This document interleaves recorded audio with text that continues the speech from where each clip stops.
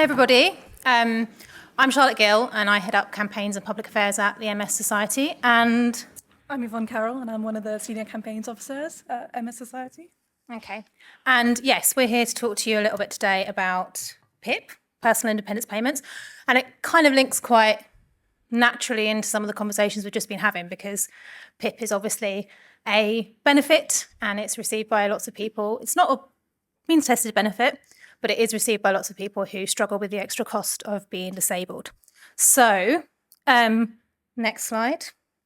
The first caveat is that we would not stand here and claim that we alone protected PIP and it was just us, no one else was involved, and we claim that success as our own. There is a huge number of organisations, individual activists, disabled grassroots groups who are constantly campaigning on disability rights, but also in particular really rallied when the government set out their proposals, as they did last year. So this isn't just our campaign alone. So I really want that caveat to be really clear that we are not standing here saying we did it on our own. Hey, hooray to us. Next up is some key takeaways. So we hope that today there are a few things that you can kind of reflect on. I don't think these are necessarily always going to be new things, but spaces like this are kind of useful chances for us to think about how we campaign and sometimes kind of reset some thoughts. So one is about pivoting and being able to react quickly. Yvonne's going to speak about that in the first instance, and it was a really key part of the very immediacy of the government's proposals. Having a message and holding firm on that message. So we had to be very consistent, and we've just heard about it from the campaign around the two-child limit, right? That actually holding firm is a really, really key part of campaigning sometimes, and not being as pragmatic as we might sometimes think we have to be behind the scenes. The motivations of Labour, particularly the new backbenchers and the intake of 2024, is a very different nature of Parliament. They're very different MPs in many ways, and we learned that throughout our campaign. And then finally, that sometimes the decision maker is actually not your target. So through this campaign, we weren't really targeting government. Obviously, we were asking government to do something, but we weren't campaigning at the government in the traditional sense. We were using kind of the influence of MPs to be the kind of factor that led to the change. So I'm going to hand over to Yvonne, who's going to set the scene a bit. So last spring, we knew there was going to be a consultation on PIP. So if you don't know, that's personal independence payment. So it's a disability benefit that helps cover the extra costs of being disabled. And it's a benefit that a huge chunk of the MS community receives. So it was really high on our radar that we were going to be responding to this consultation. We didn't know exactly what was going to be in it, but we were feeling pretty prepared. We had a little skeleton consultation action ready to go on engaging networks. We were ready to fill it in as soon as the consultation dropped and mobilise our campaigners to respond to it. But that's not what happened in the end. We weren't actually expecting the government to announce what they did, and what they announced was huge, devastating cuts to PIP. So it was a huge surprise to us. We had to drop all of our lovely work that we'd done on our Engaging Networks action and pivot pretty quickly to responding to these huge cuts. So we did react quickly. Immediately, we rejected the proposals that government put forward.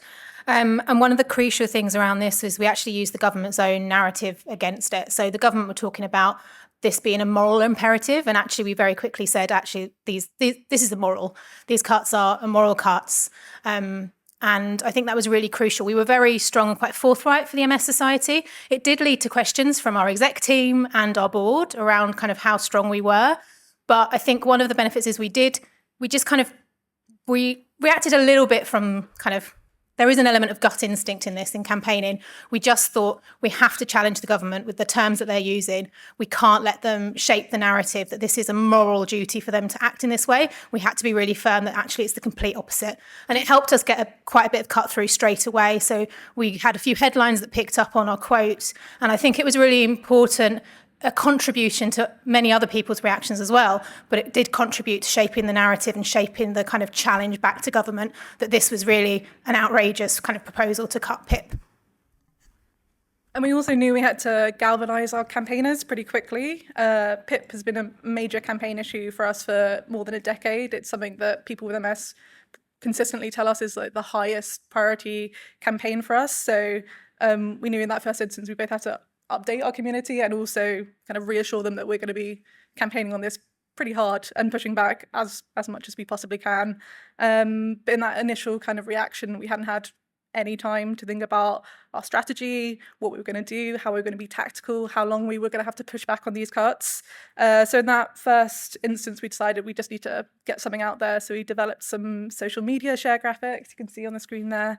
We launched a really quick engaging network share action so people with MS could have their voice heard on social media. In some ways, this was sort of a holding action while we got our ducks in a row, but the kind of visibility and channeling of our campaigners was really important while we figured out the government plans and developed our strategy. After we got that out, we had a kind of a few moments to sit back and assess the politics, figure out what we were going to do next. So when we were thinking about what was going on, we were thinking about the Labour Party and what they were doing. In some ways, these weren't natural Labour policies. It wasn't in the manifesto that they were elected on. And along with us, many MPs seemed to be surprised by these cuts being announced. When we spoke with them, a few of them told us they were surprised, especially that there was going to be no consultation, and especially no consultation on the impact these cuts would have on disabled people. From our work with the new Parliament, we started to build some relationships with some of those new intake of Labour MPs, and our kind of initial reflections were that these MPs were kind of less jaded by years of being in Parliament and having that political fighting, and they were much closer to their constituencies and motivated by representing them. And also, as we saw earlier, they were willing to challenge the government with the 2-child limit. They pushed back against the government and got that scrapped. So we knew that this was something that we had potential to push back on. So in that initial campaigning moment, we decided we were going to focus on constituency pressure. And to test this theory, we serendipitously had a parliamentary reception already planned for late April, so it was actually very convenient timing for us. We didn't want this to be just a PIP event. It was part of our MS Awareness Week work, but we wanted to integrate it into our PIP campaigning and not kind of lose this opportunity.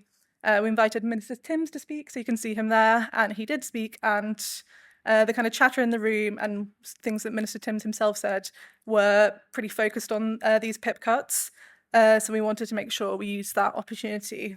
So the ways we used constituency pressure was we had a kind of classic email to target action inviting MPs to the event, which had like a personalised invitation from campaigners, so that got you could really feel the strength of feeling from our community because that was our highest performing email to target for many years. We had over 2,000 emails sent, so about 621 MPs got an email from their constituent, and we had a really good attendance for us. Over 100 MPs attended and over 150 MP offices were represented, and almost all of them referenced the personalised invite from a constituent as a reason for them attending.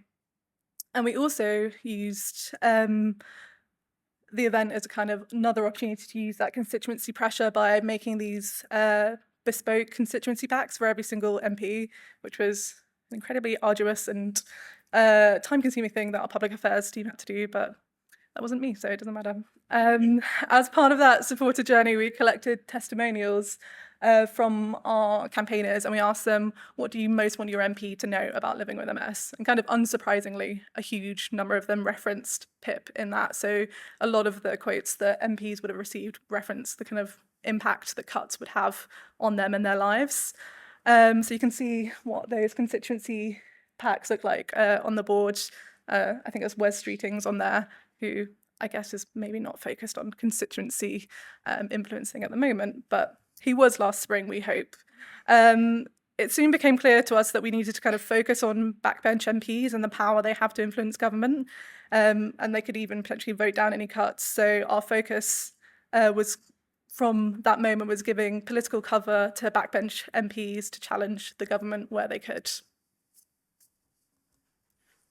So we're also referencing FOI. So there definitely are similarities, isn't there, kind of across these case studies of some 101 of campaigning, kind of pick your tactics from the toolkit. So we also did some kind of digging now into these proposals. So these were surprise proposals. So we needed to understand what the impact would actually be on the MS community. We used a couple of FOIs. We had to do 2, obviously, because you don't get it back the first time as you want. And we were able to use then the DWP's own database to be able to conclude that for the 22,000 people with MS who would be affected by these proposals and these cuts, they were at the risk of losing almost £6,000 a year. And I think that was really important because it wasn't really clear what we were talking about financially at the initial point. The government weren't talking about the finances on an individual level, certainly. And actually, I think a lot of people thought, oh, it's probably going to be a few £100 here and there, right? But at that kind of figure of almost 6,000 is really powerful. It also managed to kind of help us get more media cut through. We were able to get kind of ITV 10 o'clock news with the stats and bring those stories again to the fore, bring in people's own experience of... Is that working? Yeah. People's own experience of accessing PIP and the difference it makes to their lives to the fore of the campaign throughout. And we did that throughout kind of the media work. So next up is our strategy. Yeah. So Yvonne kind of referenced that we were very quickly realising that this was about backbench MPs, particularly Labour MPs.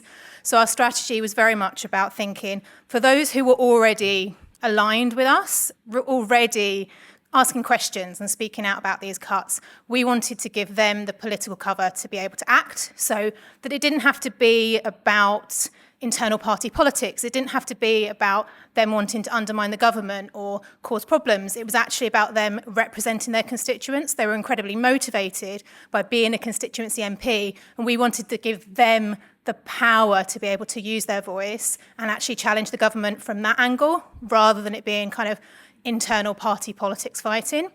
There was also kind of a group of MPs who were kind of wavering, so they weren't necessarily speaking up very vocally, they weren't in the media, but we knew that they were having conversations behind the scenes, asking questions, trying to understand why this policy, what's the impact, what does this mean? Because they were concerned as well. It wasn't in their manifesto, and they were hearing from their constituents about, real concerns. So there were kind of 2 angles with the Labour backbenchers. And then we were also thinking about kind of that broader media pressure and parliamentary pressure. So we did a lot of work throughout the campaign in keeping our message really tight and also being really responsive to any media opportunities and trying as much as possible to keep those stories out there, keep that momentum and keep the pressure on the government. Which is partly why I'm talking about kind of trying to cut through the noise. Now, if you were involved in kind of any campaigning on this at this point last year, you will be aware that it was a big political issue. There were lots of talk about it at various points through this kind of period. You'd have the Guardian kind of live politics feed kind of giving updates as and when someone makes a statement, someone makes an announcement. So it was very much kind of a big political hot potato, which meant there was a lot of media interest, and we did make the most of trying to capitalise on that. But our messaging evolved naturally. So we started to shift from kind of a moral and started to focus more on protecting PIP, that it's a lifeline, not a luxury, and simply to stop the cuts. And what I think is important is that it's quite interesting because we've just talked about how framing, we can spend a lot of time on framing, and that's really important sometimes. But actually in this circumstance, I think one of the things that was really important is that we didn't take a long time labouring over the message. What we did was kind of very quickly figure out our reactions and get our comments out there, get our actions out there. And so I can't really reflect back and say, we spent a good afternoon picking up kind of message options, landed on this one and thought this was the best option to kind of talk about our campaign. We kind of just went really quickly. And I think there's also an argument sometimes, again, to react quickly and kind of get going rather than labour over, is this the most perfect way to talk about this? The other point is we really held our line when there were concessions. So at one point, there were some concessions around making it only applicable to people in the future, if you would apply for PIP in the future. And then there was this kind of wavering of like, oh, is that a pragmatic win? Like, that's not as bad as it having applying to everyone. Is that pragmatism? Is that okay? Is that a bit better? We were really clear that, again, a bit like the two-child benefit, that's not good enough, and we would not be crossing a line to say that that's acceptable. And actually, when there were some concessions kind of announced at various points, some organisations were a bit softer in their reaction, and we were really, really firm. And we were also really, really quick with our comment. We had like an out-of-hours WhatsApp group, and it was very, very active and very, very live. And I think that was also crucial, because at one point there was one response from one organisation, which I think was a bit soft, and our reaction was very much the counterbalance to that. And I think you can't know for sure if at moments like that you've helped kind of hold a line and helped keep kind of momentum going in the direction you want it to. But I do think there are crucial moments like that kind of come through a campaign. And my feeling is that it was really important to kind of hold firm and hold firm vocally. So then you can see Stop the Cuts, Protect Disability Benefits. It's our little postcard, which Yvonne can talk about now. Yeah, so throughout the kind of few months of this campaign, we really kind of kept the pressure up on MPs by getting out kind of constant MP targeted actions through our campaigners.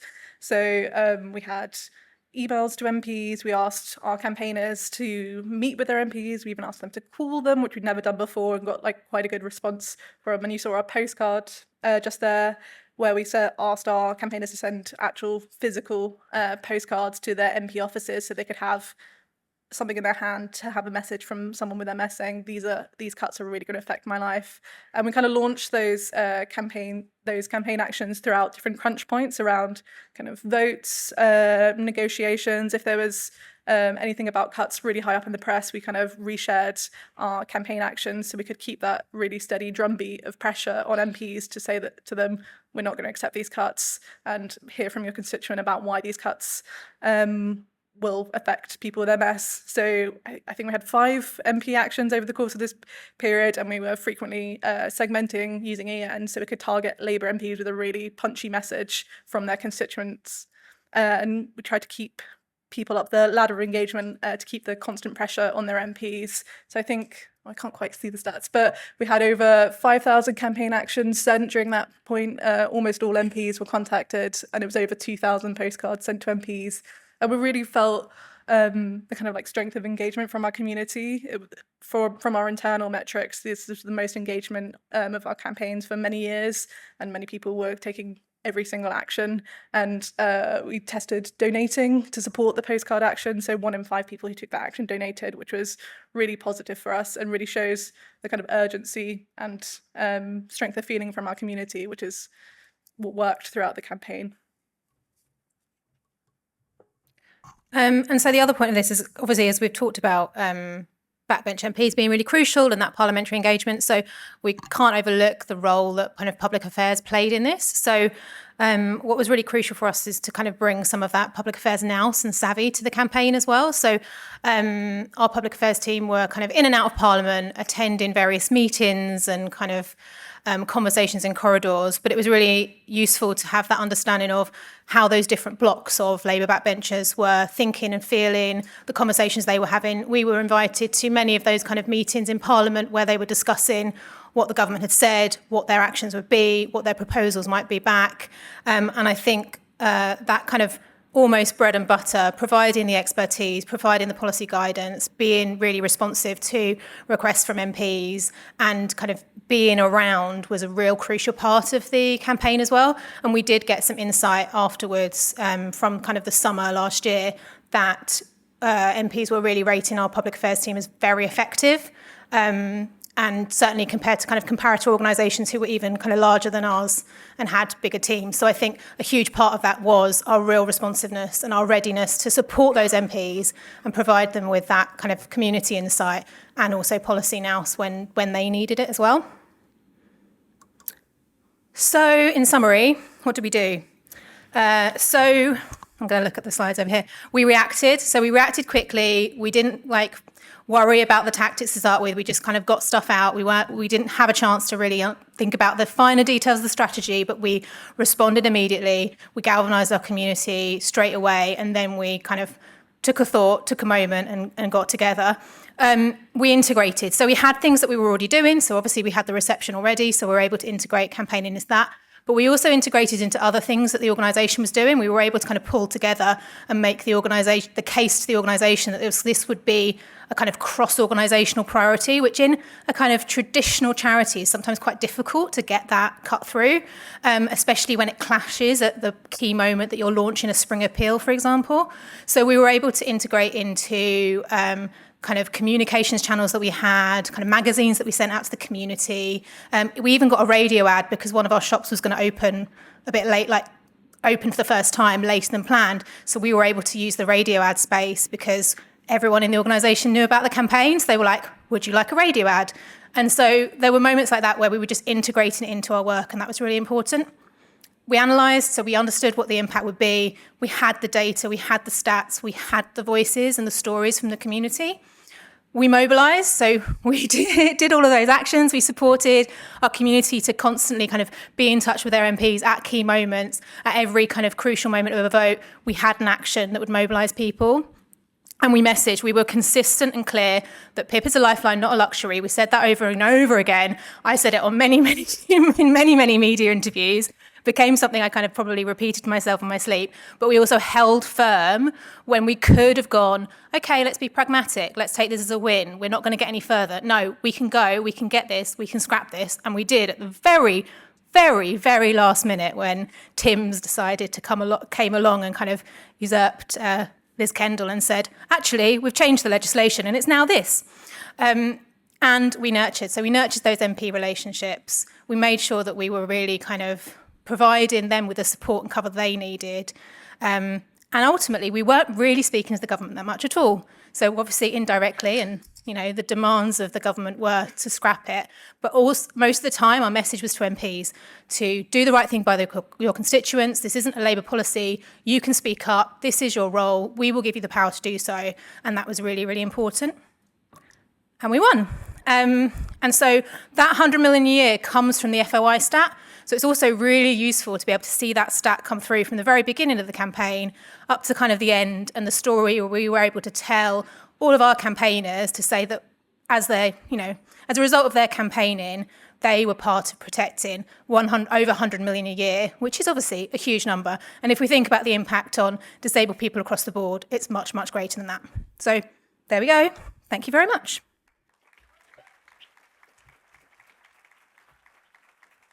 Wonderful. Thank you, Catherine. We've got time for one very quick question, I think, if you're happy to answer it. I'm going to try and keep things on track.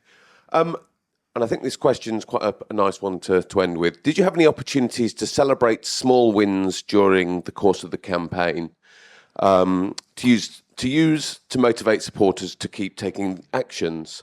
I'm asking because you held firm in the face of concessions with "this isn't good enough," wondering if you used any positive messaging, like "our message isn't getting through." So I would say, yeah, the narrative we told kind of throughout, and it was actually quite quickly that we were able to tell that narrative, is it's working. Our pressure is working. So a lot of our actions were kind of, the first few lines were along the lines of, our pressure is working, MPs are listening, they could do the right thing, they're really close. We would talk about crunch votes and kind of what could happen. And even up to that very final moment, it was kind of mad. If you're a political geek, I was like, we were watching Parliament TV, and one MP had gone out, and then they came back, and they said, I went out for a banana, I came back in, the laws changed. So it was really up to the wire of the final reading in Parliament, and they decided to take it out. So I think it does go to show that up until the very last moment, you should hold firm. It doesn't mean you're going to get a win like this every time, but it is worth it because there is that potential. But I wouldn't say we celebrated per se, because we were just in the run of the campaign and we kind of didn't stop. But we definitely talked about the impact the pressure was having, how MPs were speaking up, and the shifts that were happening and kind of being reported, and also the kind of parliamentary process. Wonderful. Thank you very much.